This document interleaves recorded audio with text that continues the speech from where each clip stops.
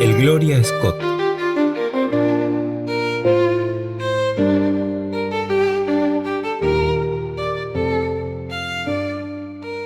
Una tarde de invierno, estábamos sentados junto al fuego Sherlock Holmes y yo. Mi compañero se entretenía revolviendo y hojeando papelotes. Yo fumaba silenciosamente.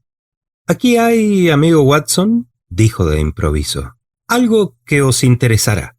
Son los documentos referentes al Gloria Scott, cuya historia prometí relataros cuando hablábamos del ritual de los Musgrave. ¿Os acordáis? Aquí tenéis la carta que causó la congestión del juez de paz Trevor». Y mientras hablaba, extrajo de un estuche roído por el orín un medio pliego de papel gris, sobre el cual estaban trazadas con lápiz las líneas siguientes. «Acabó nuestro depósito de caza para la risa. Ahora el guardabosques Hudson ha recibido y dicho en su telegrama: todo y salvad el faisán hembra, vuestro favorito, el de la cabeza moñuda». Yo levanté la cabeza estupefacto. Holmes sonreía irónicamente. «Parece que os ha causado sorpresa esta cartita». Me encogí de hombros, como que no comprendo por qué causó la impresión que decís. Yo solo veo unos cuantos párrafos incoherentes. Estoy conforme, pero también es innegable que, leyendo esos párrafos, un viejo sano y fuerte cayó al suelo como herido de un mazazo en el cráneo. «Ah, entonces debe ser interesantísima la historia». «Algo. Fue la primera vez en que trabajé seriamente». La ocasión deseada hacía tanto tiempo llegó por fin. Muchas veces supliqué a Sherlock que me contara, sin conseguirlo, los comienzos de su carrera de detective. Y hoy, sin yo pedírselo, mi amigo se arrellanó en el sillón, encendió la pipa y, con la mirada fija en las ondas humosas, comenzó a hablar. «No creo que me hayáis oído hablar nunca de Víctor Trevor. Y no obstante, este fue el único amigo íntimo que tuve durante mis 2 años de colegio. Ya sabéis, Watson, que yo he sido toda mi vida algo refractario a la sociedad, y encontré siempre más encanto en soñar a solas que en hablar en compañía.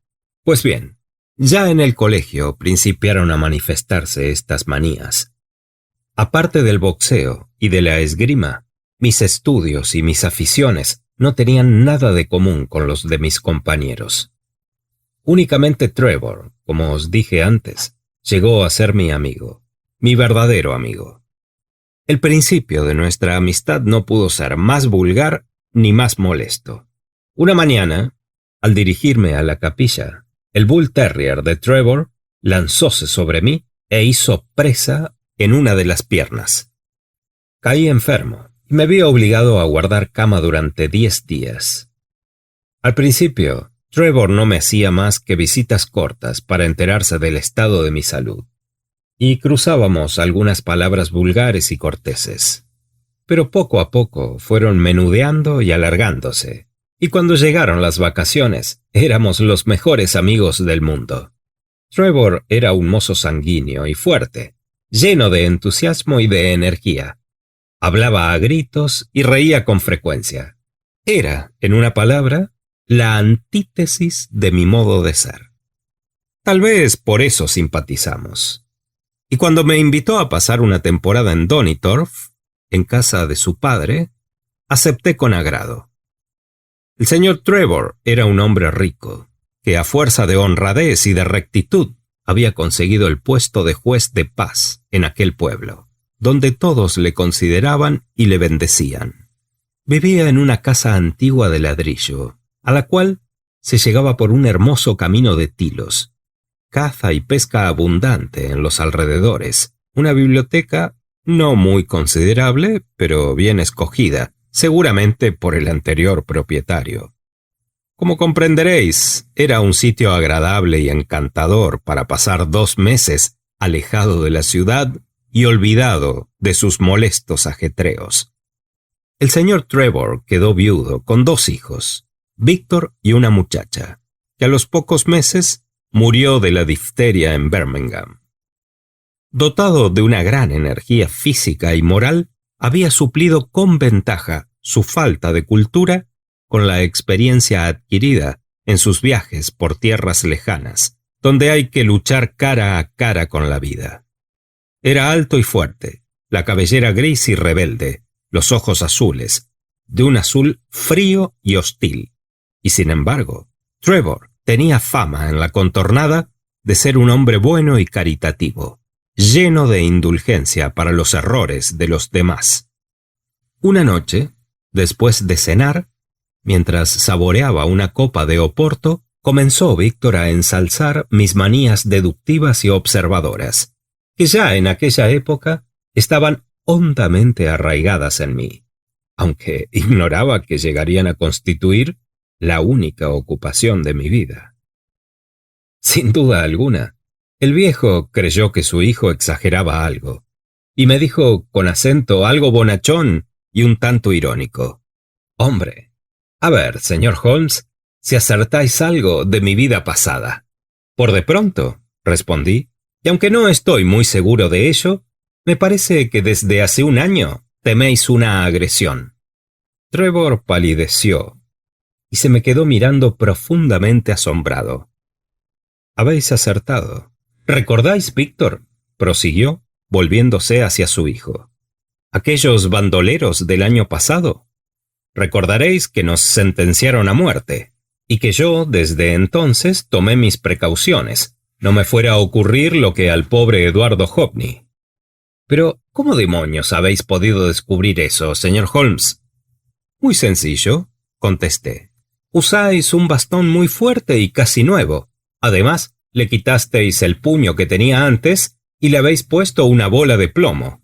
Por todas estas observaciones, deduzco que desde hace algún tiempo teméis una agresión». «Está muy bien. ¿Y qué más?», dijo sonriendo. «Habéis boxeado mucho cuando joven». «Efectivamente, pero me parece que no me falta ningún ojo ni tengo la nariz rota para que no hacen falta esas señales. Basta con observar que vuestras orejas son aplastadas y gruesas, como las de todos los boxeadores». «¿Y qué más? A juzgar por las callosidades de las manos, habéis manejado mucho la piqueta y la pala». «Sí, hice toda mi fortuna en las minas de oro». «Habéis estado en Nueva Zelanda». «Es cierto». «Habéis estado en el Japón». «Verdad también». «Y habéis tratado con gran intimidad a una persona cuyas iniciales eran J.A. y a la cual procurasteis olvidar luego por todos los medios posibles». El señor Trevor levantóse lentamente, mirándome, clavándome la mirada de sus ojos azules. Luego cayó de bruces sobre el mantel. Ya comprenderéis, Watson, qué impresión nos causaría esta escena a su hijo y a mí. Afortunadamente, el desmayo no fue largo. Le desabrochamos el cuello de la camisa, le rociamos la cara con agua y al poco rato el padre de Víctor volvía en sí. «Cuánto siento haberos dado este mal rato. A pesar de mi aparente robustez, empiezo a padecer del corazón, y cualquier cosa me trastorna. Sabéis, querido Holmes, que a vuestro lado los detectives más hábiles no son más que niños de teta. Creedme, amigo Holmes, yo creo que debéis seguir esa carrera, pues, evidentemente, os esperan muchos y beneficiosos triunfos».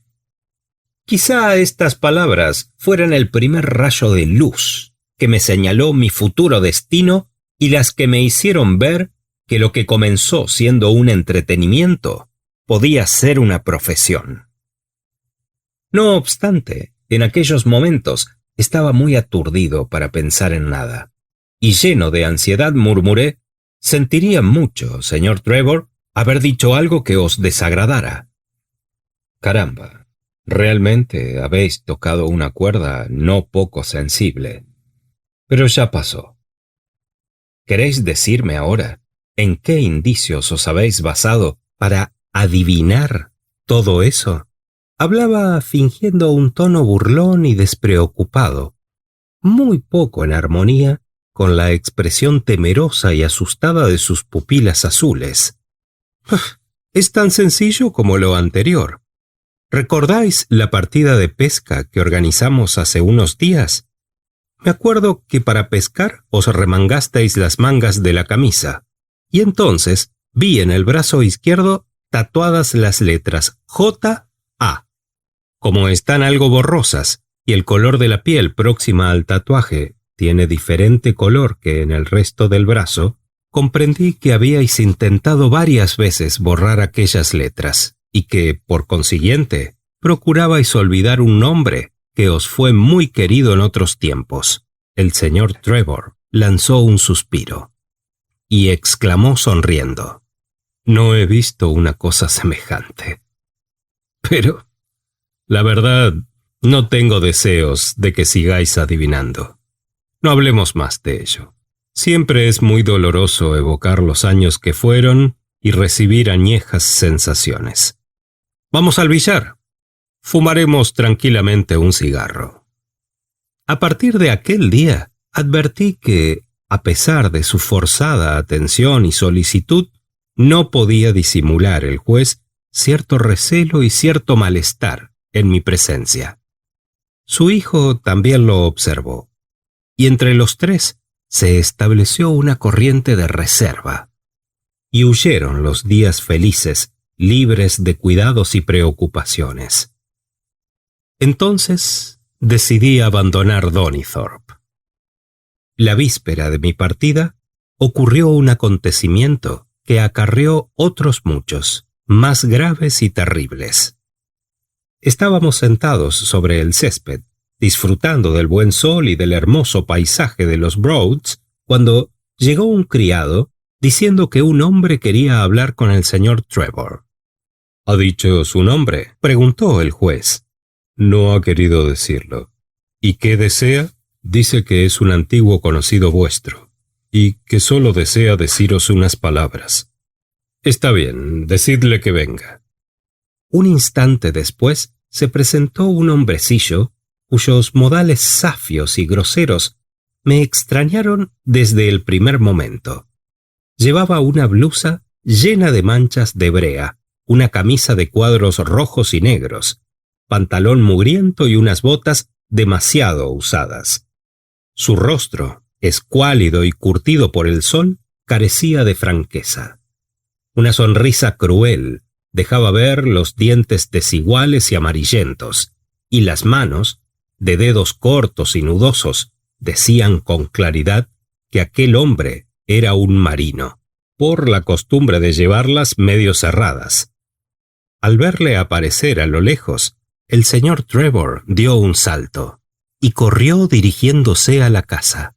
Cuando volvió, despedía fuerte olor de aguardiente. «¿Qué deseáis, buen hombre?», exclamó con voz alterada. El marinero tardó un rato en responder. Luego, y siempre con la sonrisa cruel y cínica entre los labios, contestó con otra pregunta. «¿Qué? ¿Ya no os acordáis de mí?». El señor Trevor lo miró con fijeza y con súbito asombro repuso: «Calla. ¿Sois vos, Hudson?». «Sí, señor. Veo que tenéis excelente memoria. Y eso que hace más de 30 años que no nos veíamos. Observo que gozáis de una posición envidiable, mientras yo ando por ahí en...». «Ya veréis cómo no me olvido del pasado», interrumpió el señor Trevor. Inclinándose sobre el marinero, le dijo algunas palabras al oído. Después, levantando la voz, añadió: «Id a la cocina y os servirán de comer. Entretanto, procuraré encontraros una colocación». «Muchas gracias», dijo el marinero con su eterna sonrisa. «Precisamente he hecho una larga travesía y necesito descansar algún tiempo. tenía la seguridad de que me acogerían con mucho gusto aquí o en casa del señor Beddoes. Ah, ¿sabéis dónde vive Beddoes? Ya lo creo.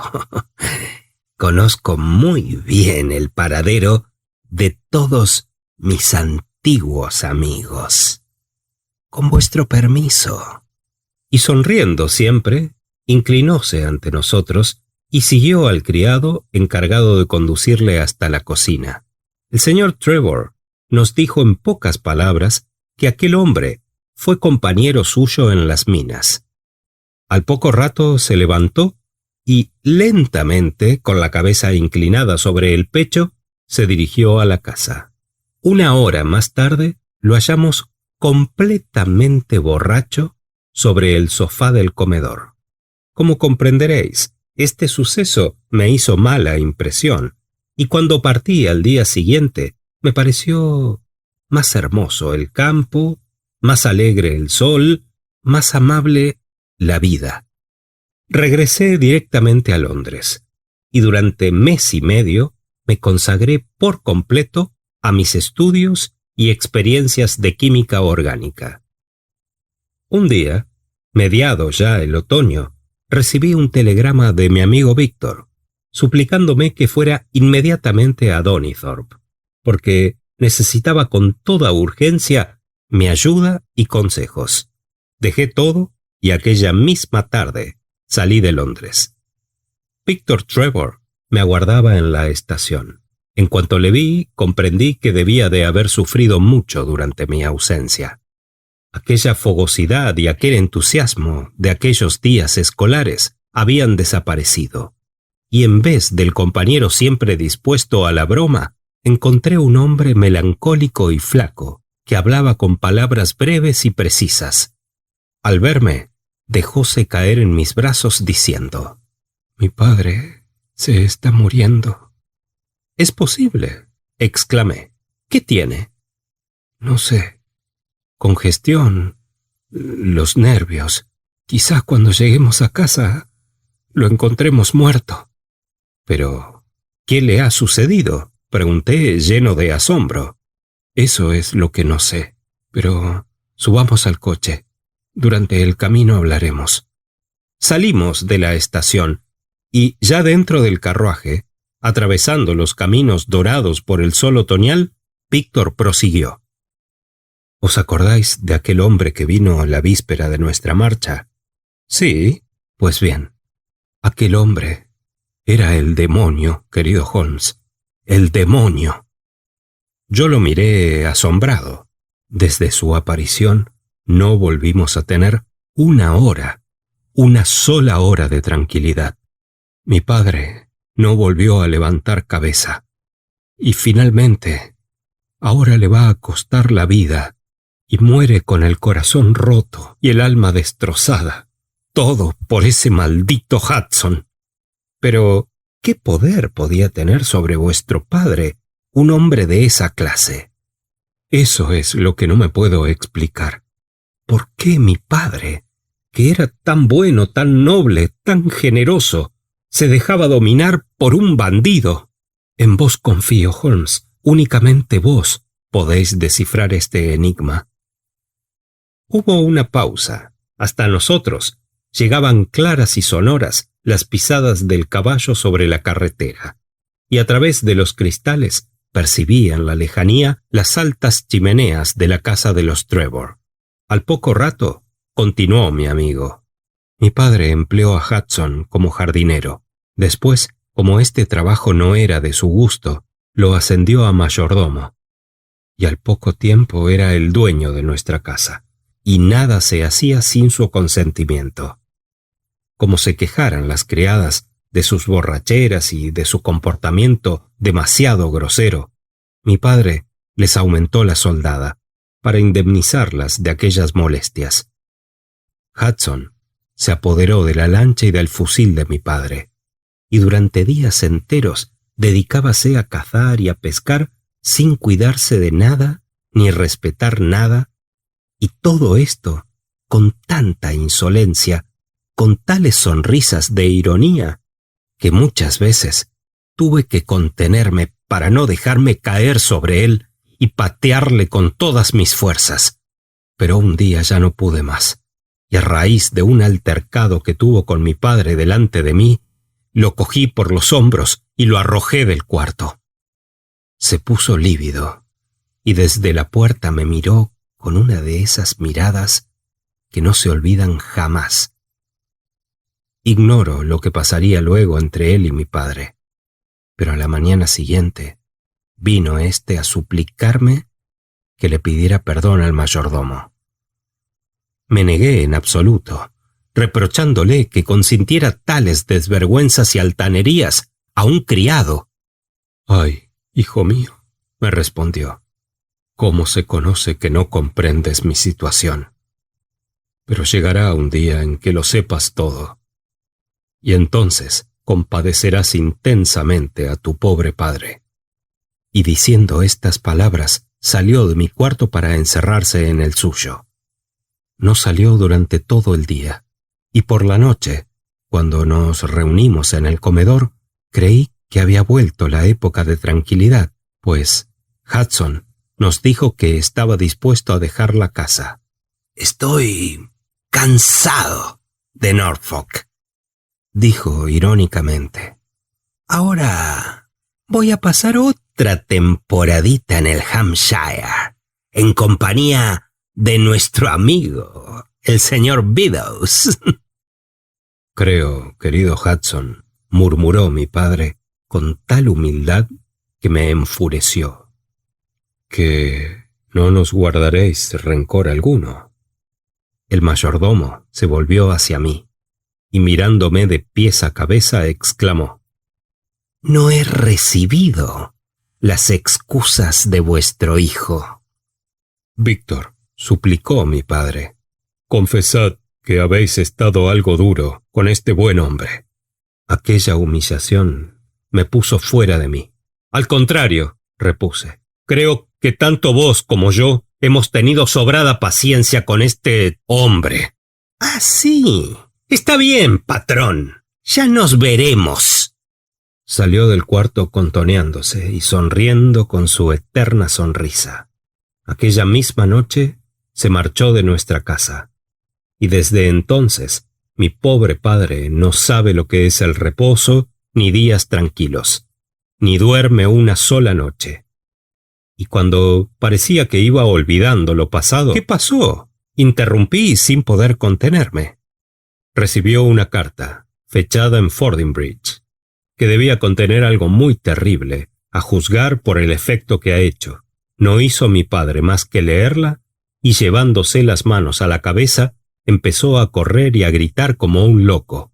Cuando conseguí sujetarle y sentarle en el sofá, vi que tenía la boca contraída, los ojos fuera de las órbitas, y todo él tan convulso que hice llamar enseguida a nuestro doctor, el señor Fordham. Lo acostamos. Sobrevino la parálisis, y mucho temo que ya no lo hallemos con vida.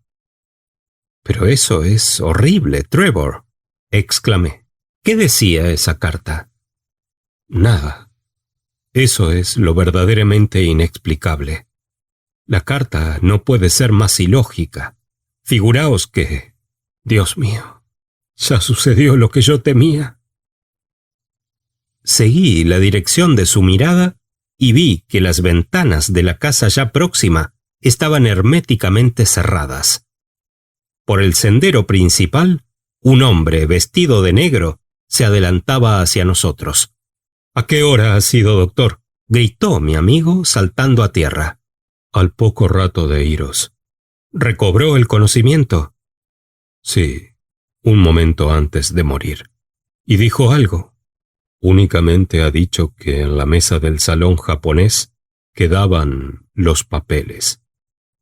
Víctor ascendió con el doctor a la cámara mortuoria y yo me quedé en el jardín para meditar sobre los sucesos. Me sentía lleno de una vaga y amarga melancolía, y por mi alma pasó el frío y la inquietud de un gran misterio. ¿Cuál había sido el pasado de Trevor? Enigmático, que viajó por tierras de Oriente, fue minero y concluyó de juez de paz. ¿Qué poder tenía sobre él Hudson, el hombre de la sonrisa cínica? ¿Por qué perdió el conocimiento al recordarle las iniciales que tenía tatuadas en un brazo? ¿Por qué lo había matado la lectura de aquella carta? De improviso, recordé que Fordingbridge está en el Hampshire y que el señor Beddoes, a quien iba a visitar el marinero, vivía en esta región. La carta debía ser o de Hudson, diciendo que el secreto de los dos hombres había sido descubierto, o de Beddoes, y en este caso denotaban una complicidad entre él y el señor Trevor. Hasta aquí todo estaba perfectamente claro. La afirmación de Víctor de que la carta resultaba ilógica e incomprensible demostraba que debía estar escrita valiéndose de un alfabeto misterioso o utilizando una clave que únicamente conocerían el remitente y el destinatario. Estando en este punto de mis reflexiones, llegó una criada con una lámpara, y en pos de ella, Víctor Trevor, con estos papeles que veis aquí sobre mis rodillas. Venía muy pálido, pero bastante tranquilo. Se sentó enfrente de mí, colocó la lámpara sobre la mesa y leyó en alta voz lo siguiente. Acabó nuestro depósito de caza para la risa. Ahora el guardabosque Hudson ha recibido y dicho en un telegrama: todo y salvad el faisán hembra, vuestro favorito, el de la cabeza moñuda. Me parece que mi cara, oyendo estas palabras, no debió reflejar menos estupefacción que la vuestra hace un momento. Volví a leerlas y releerlas y me ratifiqué en mi idea de que aquellas frases incoherentes tenían un sentido oculto, pero este sentido no podía conocerse sin la clave. No obstante, no me desanimé, y poco a poco fui rasgando el velo. La palabra Hudson denotaba claramente el objeto de la carta, y que ésta no era del marino, sino de Beddoes. Intenté leer al revés, pero moñuda cabeza la de vuestro favorito no decía nada. Entonces leí suprimiendo de cada dos palabras una. Acabó nuestro de caza la risa. Tampoco esto formaba sentido. De repente, y sin saber cómo, todo lo vi con claridad, y dando una palmada sobre la mesa leí: acabó la risa. Hudson ha dicho todo. Salvad vuestra cabeza. Víctor ocultó la cara entre las manos, exclamando: Dios mío, eso es peor que la muerte. Es el deshonor. ¿Y qué quieren decir esas palabras de guardabosque y faisán hembra? Aunque nada tienen que ver con la carta, son bastante sugestivas y quizá nos servirían para descubrir al autor de ella si no le conociéramos ya. Él, indudablemente, principió escribiendo acabó la risa, etc. Y luego fue rellenando los huecos con las primeras palabras que se le ocurrieron. Y como éstas se refieren a la caza, es evidente que el autor de esta carta es un ferviente discípulo de San Humberto. Ahora recuerdo que, en efecto, invitaba a mi pobre padre todos los años por el otoño para que fuera a cazar con él. Entonces ya no hay que dudar más. Beddoes es el autor de la carta. Ahora únicamente falta saber qué clase de relaciones podían existir entre dos hombres ricos y respetables y ese canalla de Hudson. Ay, querido Holmes, mucho me temo que haya un crimen de por medio. Yo no tengo secretos para vos, y voy a enseñaros la confesión que mi padre escribió el día de nuestra riña con Hudson. He encontrado estos papeles, donde dijo el doctor: tomad y leedlos en voz alta. Yo no he tenido el valor de hacerlo. Cogí estos mismos papeles que veis ahora sobre mis rodillas, querido Watson, y leí el título: Notas respecto del viaje del Gloria Scott, Desde su partida de Falmouth, el 8 de octubre de 1855, hasta su naufragio, el 6 de noviembre, a 15 grados 20 de latitud norte y 25 grados 14 de longitud oeste. Después hice una pausa y empecé a leer las notas que en forma de carta estaban escritas. Queridísimo hijo de mi alma, ahora que estoy próximo a perder mi posición y caer en el deshonor que emponzoña estos últimos años de mi vida, me creo obligado a hablar sincera y lealmente, haciendo confesión general de mis faltas pasadas. Bien sabe Dios que no lo hago por temor al castigo ni a perder la consideración de los demás. Mi mayor pena sería que vos, hijo mío, os avergonzarais y renegarais de vuestro padre. Por eso deseo ser yo el primero en hablar antes que otros lo hagan. No obstante, si, lo que pido todos los días al Omnipotente, no se descubre nada y este papel cae en vuestras manos, yo os suplico, por la memoria de vuestra Santa Madre, lo consideréis como lo más sagrado y lo queméis antes de concluir la lectura, sin volver a acordaros más de ello. Ahora, si llega un día en que me denuncian y me arrojan de mi casa, o que la muerte paralice mi lengua para siempre, entonces leedlo. Habrá llegado el momento de hablar claro. Os juro que todo lo aquí escrito es la estricta verdad. El Señor tenga piedad de mi alma. Yo, querido hijo, no me llamo Trevor. Mi verdadero nombre es Jacobo Armitage. Ahora comprenderéis la razón de mi emoción cuando vuestro amigo habló de las iniciales que tengo en el brazo. Como Jacobo Armitage, entré en una casa de banca de Londres, y como Jacobo Armitage, fui condenado a la deportación por haber cometido una falta muy grave. Yo tenía una deuda de esas que consideramos de honor, y para pagarla eché mano de fondos que no me pertenecían, contando con reponerlos antes de que se enteraran. Por desdicha no fue así, y una requisa inesperada vino a descubrir el déficit. Las leyes eran muy rigurosas hace 30 años, y me vi en unión de 37 condenados en las escotillas del navío Gloria Scott, con rumbo a Australia.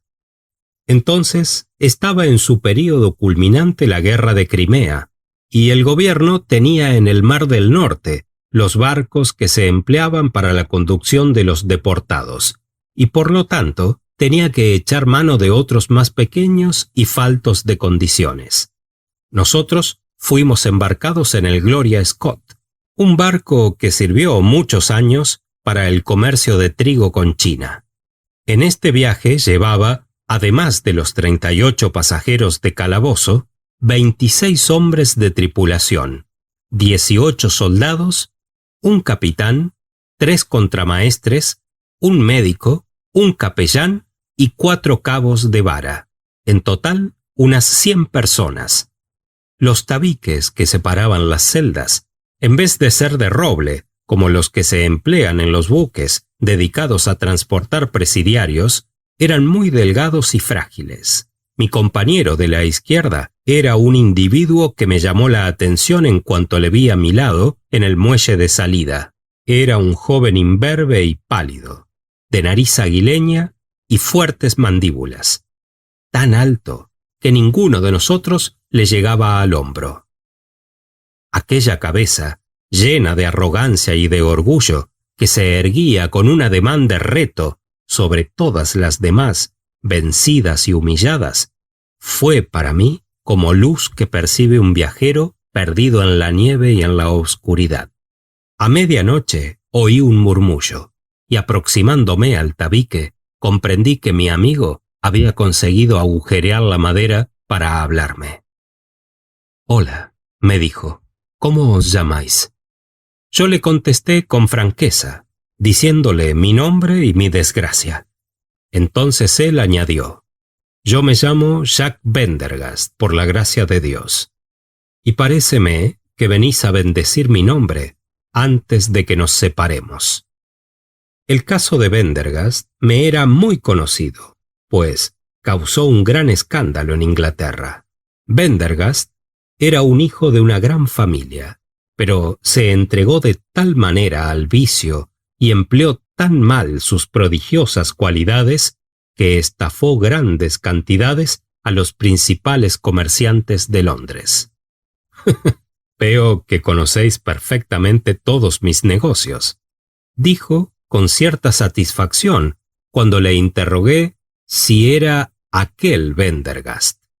«¿Y os acordáis de aquel golpe de cerca de 150.000 libras? Sí, me acuerdo. ¿Y que no se pudieron hallar? Efectivamente. Pues bien, ¿dónde diréis que está ese dinero? No sé. Aquí, entre el pulgar y el índice. Mi nombre solo vale más libras esterlinas que pelos tenéis en la cabeza. ¿Y no os parece bastante estúpido y absurdo, querido, que un hombre de mis condiciones y de mi posición se resigne a hacer el viaje en la escotilla infecta de un barco medio podrido y plagado de ratas y gusanos? Y como eso no puede ser, no será. Estoy dispuesto a salir de aquí en unión de todos mis compañeros. Desearía tener una Biblia para jurarlo sobre ella». Confieso que al principio no di importancia a aquellas palabras, pero poco a poco la voz de mi vecino se fue haciendo más persuasiva y más seria, y finalmente, después de prometerle solemnemente que guardaría el secreto, me confesó que había una conspiración para apoderarnos del barco en alta mar. El complot se había urdido antes del embarque por una docena de presidiarios, a la cabeza de los cuales figuraba naturalmente Bendergast. «Contamos», me dijo, «con un poderoso aliado, en el cual tengo tanta confianza como en mí mismo. Es el depositario de los fondos, y es el capellán». Embarcóse con sus papeles en regla y con los bolsillos llenos de dinero suficiente para comprar este barco desde la quilla hasta la punta del palo mayor. La tripulación es toda suya, y antes de entrar yo en el barco, había sido comprada. Mercer, el segundo contramaestre, y 2 de los cabos de vara son satélites suyos. Si quisiera, podría comprar hasta el capitán. ¿Y cuáles son vuestros proyectos? Enrojecer algo más los trajes encarnados de algunos de esos soldaditos. ¿Qué os parece? Pero ¿no están armados? ¿Y qué? También nosotros lo estaremos, querido. Tenga seguro, como hemos tenido madre, que tendremos cada uno un par de pistolas. Y si con esto, y con la ayuda de la tripulación, no nos apoderamos del barco, mereceremos concluir nuestros días en un colegio de niñas. Ahora, hablad con vuestro vecino de la derecha y ved si podemos contar con él». Así lo hice. Mi otro vecino se llamaba Evans, y era, como yo, un hombre que tuvo un mal pensamiento. Luego ha cambiado de nombre. Vive rico y considerado en el sur de Inglaterra. Desde el primer instante se mostró conforme con el complot que, después de todo, era nuestra única tabla de salvación. Antes de dejar el Golfo de Gascuña, todos los presidiarios estábamos convenidos, a excepción de uno, tan cobarde que no se podía esperar nada de él, y otro que estaba muy enfermo. No era muy difícil lograr lo que nos proponíamos. Los marineros estaban de acuerdo con nosotros. El capellán entraba libremente en todas las celdas con pretexto de exhortarnos y de darnos estampitas y opúsculos religiosos. Y menudearon tanto sus visitas que a los 4 días ya teníamos cada uno debajo de la cama una lima, un par de pistolas, 500 gramos de pólvora y 20 balas. Solamente el capitán, 2 contramaestres, 2 cabos de vara, el doctor y los 19 hombres al mando del teniente Martín eran nuestros enemigos. Aunque seguros del éxito, esperamos a tenerlo todo bien preparado y señalamos una noche próxima para dar el golpe.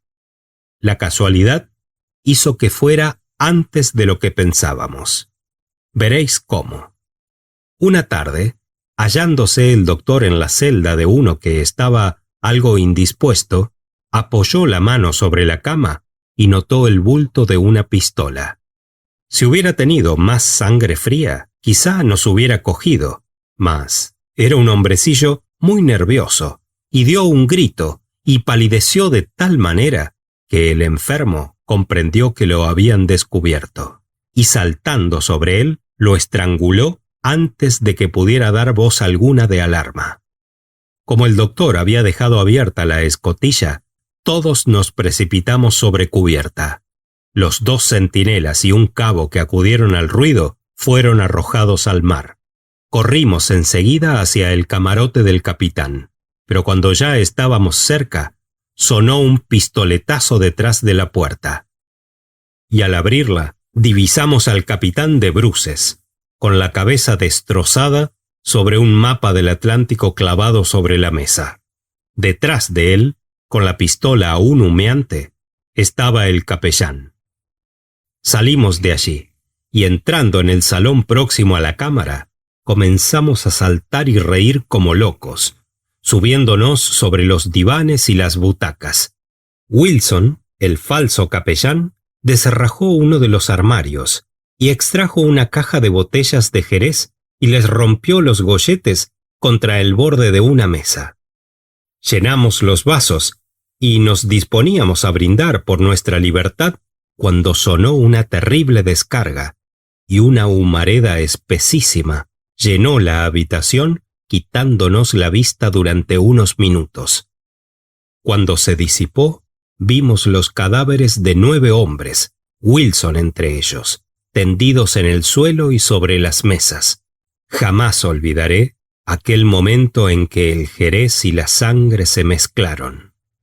Hubo un instante de estupor, pero Pendergast fue el primero que reaccionó, y mugiendo como un toro, abalanzóse a la puerta, seguido de todos nosotros. En la popa aguardaban el teniente con 10 soldados. Habían disparado por la claraboya que daba al salón. Nos arrojamos sobre ellos antes de que tuvieran tiempo de cargar de nuevo. Se batieron como leones, pero al cabo venció el número. Y a los 5 minutos ya no vivía ninguno. ¡Qué matanza, Dios mío! Pendergast parecía un demonio. Para sus brazos de hierro, los hombres no parecían pesar nada, y con la mayor facilidad los lanzaba por la borda.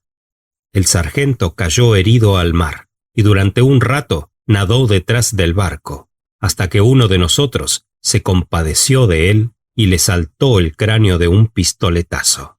Únicamente quedaban los contramaestres y los cabos de vara. Pero entonces surgió una violenta disputa. La mayor parte, contentos con vernos libres, no queríamos cometer más crímenes, y si habíamos matado a los soldados fue porque tenían armas para defenderse, pero en cambio considerábamos una cobardía atacar a hombres indefensos. Pero Pendergast y los suyos no quisieron atendernos. Nuestra impunidad, decían, consiste en terminar con todos. No debemos dejar con vida a testigo alguno. Al fin, y a ruegos nuestros, nos autorizó para dejar el navío y embarcarnos en una lancha antes de que se cometieran los últimos asesinatos. Se nos dio a cada uno un traje de marinero, un barrilete de agua, un poco de ron, una caja de galletas y una brújula. Pendergast nos arrojó una carta marítima, diciéndonos que éramos náufragos del Gloria Scott, que pereció a 15 grados de latitud norte y 25 grados de longitud oeste. Después cortó el cable que nos unía al buque y quedamos a merced de las olas. Y ahora llego a la parte más terrible de mi historia, hijo mío. El Gloria Scott comenzó a alejarse de nosotros. Sentados junto al timón, Evans y yo nos pusimos a estudiar nuestra posición y la ruta que debíamos seguir. Estábamos a 500 millas sur del Cabo Verde y a 700 oeste de la costa africana. Como el viento era del norte, juzgamos que el punto más próximo y mejor para desembarcar era Sierra Leona. Y hacia allá dirigimos nuestra embarcación, dejando el Gloria Scott a la espalda. De improviso, vimos surgir una nube de humo negro y espeso que se ensanchó y se estrelló contra el cielo, deshaciéndose en la fase del crepúsculo. Enseguida estalló un ruido parecido a un trueno, y cuando se disipó la humareda, vimos que el Gloria Scott había desaparecido. Viramos enseguida, y a fuerza de remos, llegamos al sitio donde las aguas inquietas y ardientes habían tragado al barco. Aquí y allá flotaban pedazos de madera, alguna caja, un barril vacío, y ya nos alejábamos tristemente impresionados por la catástrofe cuando divisamos sobre un madero a un hombre. Fuimos hacia él y le metimos en la lancha. Era un marinero llamado Hudson, y se hallaba en tal estado de terror y sufría de tal modo por las grandes quemaduras que tenía en todo el cuerpo, que hasta el día siguiente no pudo contar lo ocurrido. Por él supimos que Pendergast y su gente se apresuraron a matar a los 2 vigilantes y al segundo contramaestre. Solo faltaba el primero, un hombre vigoroso y valiente. Cuando vio cerca de sí al presidiario con el puñal sangriento en una mano y una pistola en la otra, consiguió romper sus ligaduras y se dejó caer en la sentina. Una docena de penados cayó detrás de él, y lo hallaron arrodillado ante uno de los barriles de la pólvora, con una caja de cerillas en la mano. Un segundo después, el Gloria Scott se hundía para siempre. Al siguiente día, nos recogió el brig Hotspur, que navegaba hacia Australia. El capitán creyó lo que le dijimos, y el almirantazgo declaró que el Gloria Scott había naufragado el 6 de noviembre de 1855 a los 15 grados 20 de latitud norte y 25 grados 14 de longitud oeste. Después de un viaje apacible, el Hotspur nos desembarcó en Sydney, donde Eraus y yo entramos en las minas de oro con nombre supuesto. Ya comprenderéis lo demás. Eraus y yo hicimos fortuna, viajamos y regresamos a Inglaterra como unos aventureros que vienen a morir en su país natal. Durante 20 años hemos llevado una vida feliz, creyendo que el pasado desapareció para siempre. Juzgad cuál sería mi terror cuando vi aparecer al marinero Hudson. Ahora comprenderéis también, hijo mío, la causa de mis humillaciones y de mis consideraciones con ese hombre, de cuyo silencio depende mi porvenir.